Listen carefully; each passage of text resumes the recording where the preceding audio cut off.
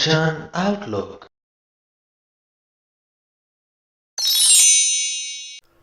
ਪਿਛਲੇ ਜਾਣੀ ਕਿ 445ਵੇਂ ਅੰਗ ਦੀ ਗੁਰਬਾਣੀ ਦੇ ਵਿੱਚ ਗੁਰੂ ਸਾਹਿਬ ਨੇ ਸਤਜੁਗੀ, ਦੁਆਪਰ ਯੁਗੀ ਤੇ ਤ੍ਰੇਤੇ ਯੁਗੀ ਆਤਮਿਕ ਅਵਸਥਾ ਦੀ ਗੱਲ ਕੀਤੀ। ਸਤਜੁਗੀ ਅਵਸਥਾ ਉਹ ਜਦੋਂ ਕਿ ਮਨੁੱਖ ਦੀ ਆਤਮਿਕ ਅਵਸਥਾ ਅਡੋਲ ਹੈ, ਉਹ ਚਾਰੇ ਪੈਰਾਂ 'ਤੇ ਟਿਕੀ ਹੋਈ ਹੈ। ਤੇ ਫਿਰ ਜਿਵੇਂ ਜਿਵੇਂ ਅੱਗੇ ਯੁੱਗ ਵੱਧਦੇ ਗਏ, ਇੱਕ ਇੱਕ ਪੱਗ, ਇੱਕ ਇੱਕ ਪੈਰ ਖਿਸਕਦਾ ਗਿਆ। ਤੇ ਸ੍ਰੀ ਗੁਰੂ ਗ੍ਰੰਥ ਸਾਹਿਬ ਜੀ ਦੇ 446ਵੇਂ ਅੰਗ 'ਤੇ ਵਿਰਾਜਮਾਨ ਬਾਣੀ ਦੇ ਪਹਿਲੇ ਹੀ ਬੰਦ ਦੇ ਵਿੱਚ ਗੁਰੂ ਸਾਹਿਬ ਚੌਥੀ ਆਤਮਿਕ ਅਵਸਥਾ ਯਾਨੀ ਕਿ ਕਲਯੁਗੀ ਆਤਮਿਕ ਅਵਸਥਾ ਦੀ ਗੱਲ ਕਰਦੇ ਨੇ, ਜਿੱਥੋਂ ਤੱਕ ਆਉਂਦੇ ਆਉਂਦੇ 3 ਪੱਗ ਖਿਸਕ ਚੁੱਕੇ ਨੇ। ਮਨੁੱਖ ਦੀ ਆਤਮਿਕ ਅਵਸਥਾ ਦਾ ਬਲਦ ਜੋ ਹੈ ਉਹ ਇੱਕ ਪੈਰ 'ਤੇ ਖੜ੍ਹਾ ਹੈ। ਤੇ ਆਪਾਂ ਅੰਦਾਜ਼ਾ ਲਾ ਸਕਦੇ ਹਾਂ ਕਿ ਜਿਹੜਾ ਇੱਕ ਪੈਰ 'ਤੇ ਖੜ੍ਹਾ ਬਲਦ ਹੈ ਉਹ ਕਿੰਨਾ ਕੁ ਡੋਲਣਯੋਗ ਹੋਏਗਾ, ਕਿੰਨਾ ਕੁ ਉਹਦਾ ਬੈਲੈਂਸ ਬਣੇਗਾ। ਇਹੀ ਕਾਰਨ ਹੈ ਕਿ ਅਜੋਕੇ ਮਨੁੱਖ ਦੀ ਜੋ ਆਤਮਿਕ ਦਸ਼ਾ ਹੈ ਉਹਦੇ 'ਚ ਬੈਲੈਂਸ, ਸੰਤੁਲਨ ਹੈ ਨਹੀਂ। ਉਹ ਹਰ ਵਕਤ ਡੋਲਦਾ ਹੀ ਰਹਿੰਦਾ ਹੈ। ਵੀਡੀਓ ਚੰਗੀ ਲੱਗੇ, ਕੁਝ ਸਿੱਖਣ ਨੂੰ ਮਿਲੇ ਤੇ ਅੱਗੇ ਲੋਕਾਂ ਤੱਕ ਜ਼ਰੂਰ ਪਹੁੰਚਾ ਦਿਓ। ਤੇ ਆਓ ਹੁਣ ਜਾਣੀਏ ਕੀ ਕਹਿੰਦੇ ਹਨ ਗੁਰੂ ਸਾਹਿਬ ਕਲਯੁਗੀ ਆਤਮਿਕ ਅਵਸਥਾ ਦੇ ਬਾਰੇ 'ਚ। ਕਲਯੁਗ ਹਰ ਕੀਆ, ਪਗ ਤ੍ਰੈ ਖਿਸਕੀਆ, ਪਗ ਚੌਥਾ ਟਿਕੈ ਟਿਕਾਏ ਜੀਓ। ਜਿਸ ਮਨੁੱਖ ਦੇ ਅੰਦਰੋਂ ਧਰਮ ਬਲਦ ਦੇ 3 ਪੈਰ ਖਿਸਕ ਗਏ ਤੇ ਸਿਰਫ ਇੱਕ ਹੀ ਪੈਰ 'ਤੇ ਉਹਦਾ ਬੈਲੈਂਸ, ਉਹਦਾ ਸੰਤੁਲਨ ਬਣਿਆ ਹੋਇਆ ਹੈ, ਉਹਦੇ ਅੰਦਰ ਧਰਮ ਨਾਮ ਮਾਤਰ ਹੀ ਰਹਿ ਜਾਂਦਾ ਹੈ।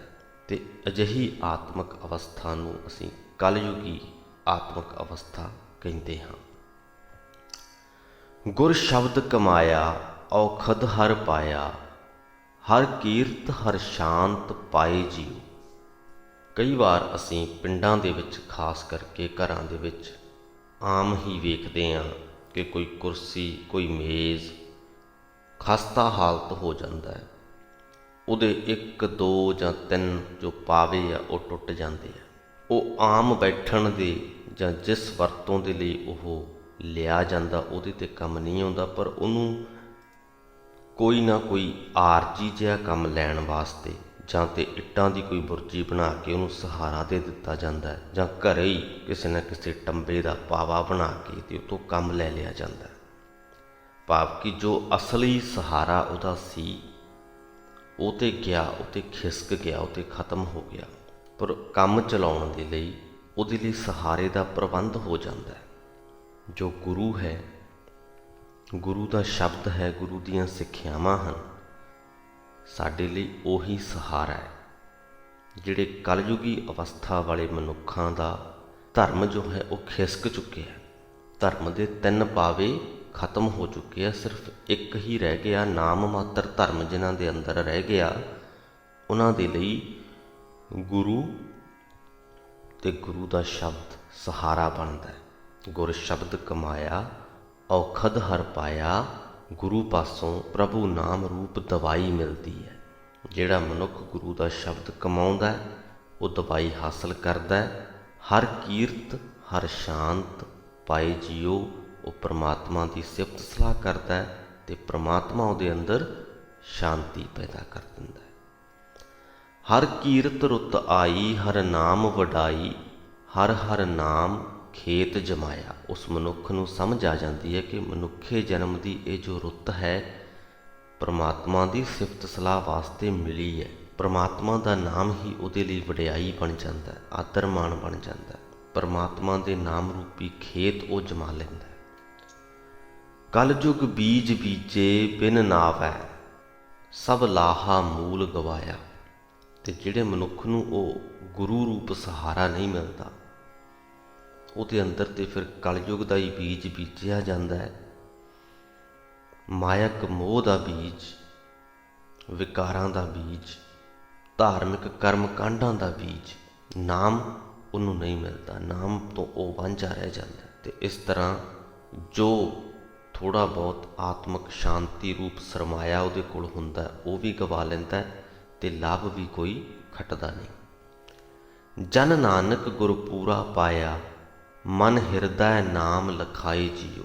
ਇਹ ਭਾਈ, ਪਰਮਾਤਮਾ ਦੀ ਕਿਰਪਾ ਦੇ ਨਾਲ ਦਾਸ ਨਾਨਕ ਨੇ ਪੂਰਾ ਗੁਰੂ ਲੱਭ ਲਿਆ ਹੈ। ਗੁਰੂ ਨੇ ਨਾਨਕ ਦੇ ਮਨ ਵਿੱਚ, ਹਿਰਦੇ ਵਿੱਚ ਪ੍ਰਭੂ ਨਾਮ ਪ੍ਰਗਟ ਕਰ ਦਿੱਤਾ ਹੈ। ਕਲਯੁਗ ਹਰ ਕੀਆ, ਪਗ ਤ੍ਰੈ ਖਿਸਕੀਆ, ਪਗ ਚੌਥਾ ਟਿਕਾ ਟਿਕਾਏ ਜੀਓ। ਕਲਯੁਗੀ ਅਵਸਥਾ ਵਾਲੇ ਮਨੁੱਖ ਦੀ ਆਤਮਿਕ ਸ਼ਾਂਤੀ ਦੇ, ਧਰਮ ਦੇ 3 ਪੈਰ ਖਿਸਕ ਜਾਂਦੇ ਹੈ ਅਤੇ ਸਿਰਫ ਚੌਥੇ ਪੈਰ 'ਤੇ ਹੀ ਉਹਦਾ ਸੰਤੁਲਨ ਬਣਿਆ ਹੋਇਆ। ਆਸਾ ਮਹਿਲਾ ਚੌਥਾ।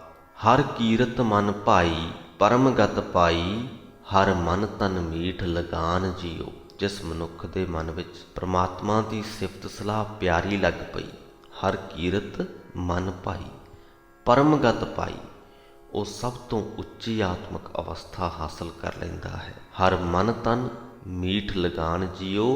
ਉਹਦੇ ਮਨ ਵਿੱਚ ਅਤੇ ਹਿਰਦੇ ਵਿੱਚ ਪ੍ਰਭੂ ਪਿਆਰਾ ਲੱਗਣ ਲੱਗ ਜਾਂਦਾ ਹੈ। ਹਰ ਹਰ ਰਸ ਪਾਇਆ, ਗੁਰਮਤਿ ਹਰ ਧਿਆਇਆ, ਧੁਰ ਮਸਤਕ ਭਾਗ ਪੁਰਾਣ ਜੀਓ। ਉਹਦੇ ਮੱਥੇ 'ਤੇ ਧੁਰ ਦਰਗਾਹ ਤੋਂ ਲਿਖੇ ਹੋਏ ਲੇਖ ਜਾਗ ਪੈਂਦੇ ਨੇ।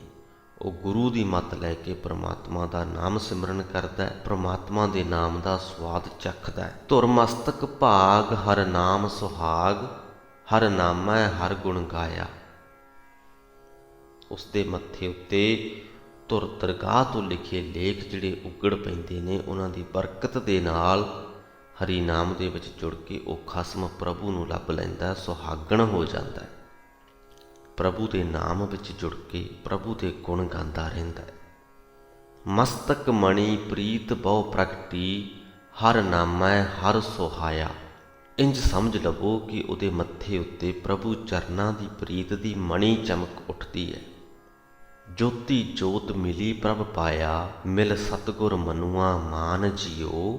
ਉਹਦੀ ਸੁਰਤ ਪ੍ਰਭੂ ਦੀ ਜੋਤ ਵਿੱਚ ਮਿਲ ਜਾਂਦੀ ਹੈ, ਉਹ ਪ੍ਰਭੂ ਨੂੰ ਮਿਲ ਪੈਂਦਾ ਹੈ। ਗੁਰੂ ਨੂੰ ਮਿਲ ਕੇ ਉਹਦਾ ਮਨ ਪ੍ਰਮਾਤਮਾ ਦੀ ਯਾਦ ਵਿੱਚ ਮੰਨ ਜਾਂਦਾ ਹੈ, ਗਿੱਝ ਜਾਂਦਾ ਹੈ। ਹਰ ਕੀਰਤ ਮਨ ਭਾਈ, ਪਰਮ ਗਤ ਪਾਈ, ਹਰ ਮਨ ਤਨ ਮੀਠ ਲਗਾਨ ਜੀਓ। ਜਿਸ ਮਨੁੱਖ ਦੇ ਮਨ ਵਿੱਚ ਪ੍ਰਮਾਤਮਾ ਦੀ ਸਿਫਤ ਸਲਾਹ ਪਿਆਰੀ ਲੱਗਣ ਲੱਗ ਜਾਵੇ, ਉਹ ਸਭ ਤੋਂ ਉੱਚੀ ਆਤਮਿਕ ਅਵਸਥਾ ਹਾਸਲ ਕਰ ਲੈਂਦਾ ਹੈ। ਉਹਦੇ ਮਨ ਵਿੱਚ ਅਤੇ ਹਿਰਦੇ ਵਿੱਚ ਪ੍ਰਭੂ ਪਿਆਰਾ ਲੱਗਣ ਲੱਗ ਜਾਂਦਾ ਹੈ। ਹਰ ਹਰ ਜਸ ਗਾਇਆ, ਪਰਮ ਪਦ ਪਾਇਆ, ਤੇ ਉੱਤਮ ਜਨ ਪ੍ਰਧਾਨ ਜੀਓ। ਜਿਹੜੇ ਮਨੁੱਖ ਪ੍ਰਮਾਤਮਾ ਦੀ ਸਿਫਤ ਸਲਾਹ ਦਾ ਗੀਤ ਗਾਉਂਦੇ ਨੇ, ਹਰ ਜਸ ਗਾਉਂਦੇ ਨੇ, ਉਹ ਉੱਚਾ ਆਤਮਿਕ ਦਰਜਾ ਹਾਸਲ ਕਰ ਲੈਂਦੇ ਨੇ, ਉਹ ਸ੍ਰੇਸ਼ਟ ਗਿਣੇ ਜਾਂਦੇ ਨੇ।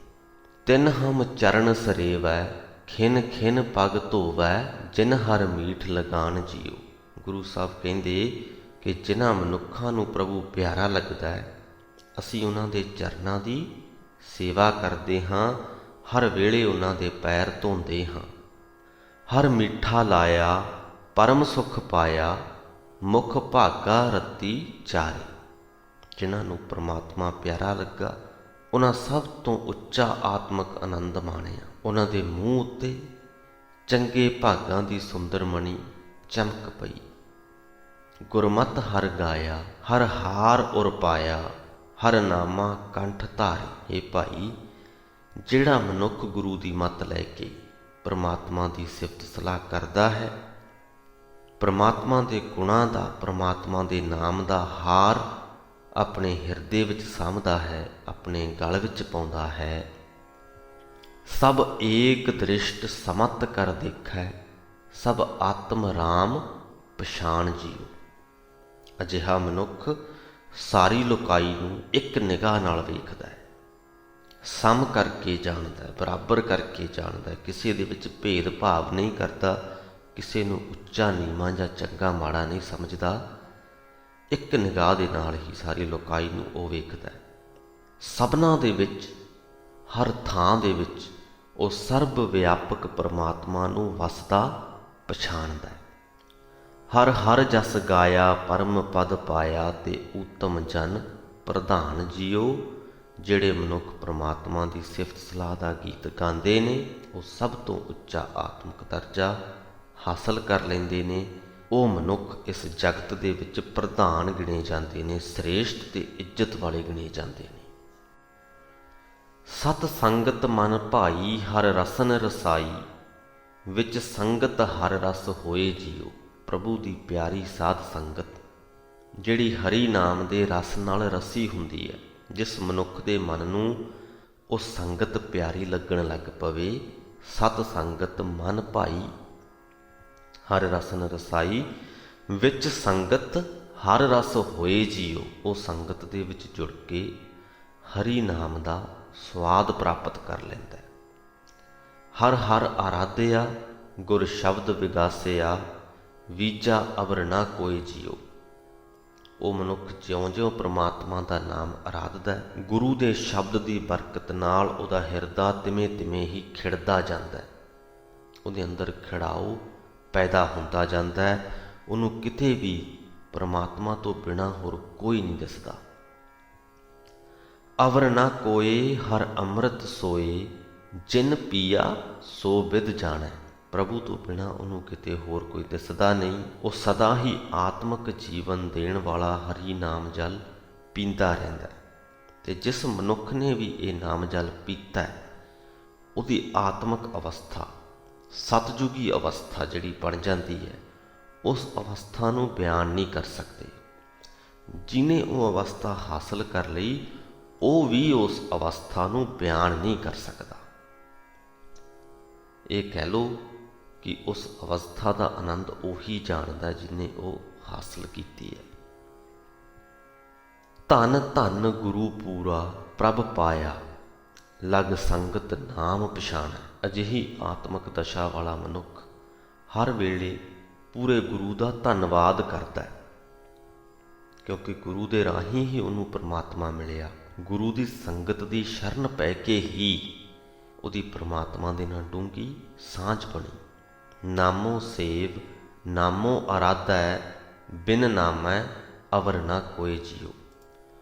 ਉਹ ਮਨੁੱਖ ਸਦਾ ਹੀ ਹਰ ਨਾਮ ਸਿਮਰਦਾ ਹੈ, ਹਰ ਨਾਮ ਹੀ ਆਰਾਧਦਾ ਹੈ।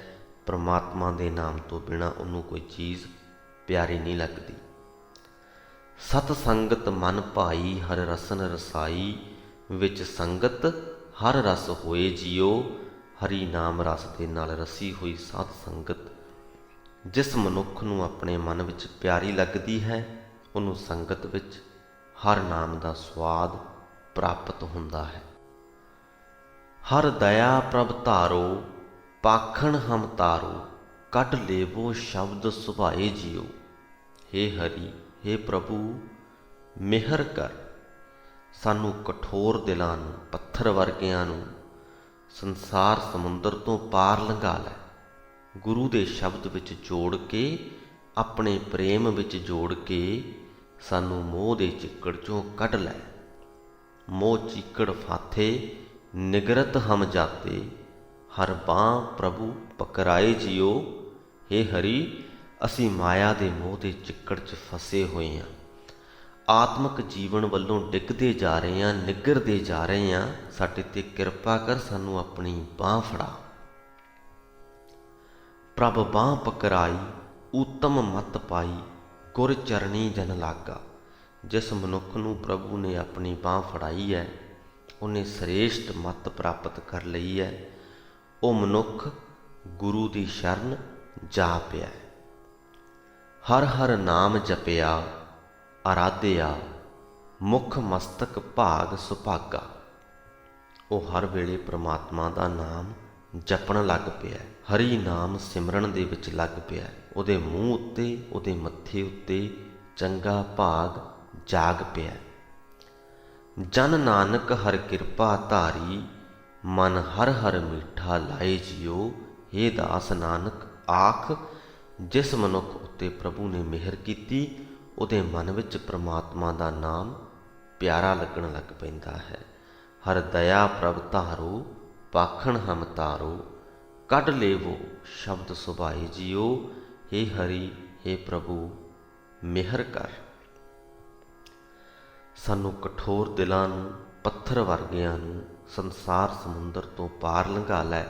ਗੁਰੂ ਦੇ ਸ਼ਬਦ ਵਿੱਚ ਜੋੜ ਕੇ, ਆਪਣੇ ਪ੍ਰੇਮ ਵਿੱਚ ਜੋੜ ਕੇ ਸਾਨੂੰ ਮੋਹ ਦੇ ਚਿੱਕੜ ਵਿੱਚੋਂ ਕੱਢ ਲੈ।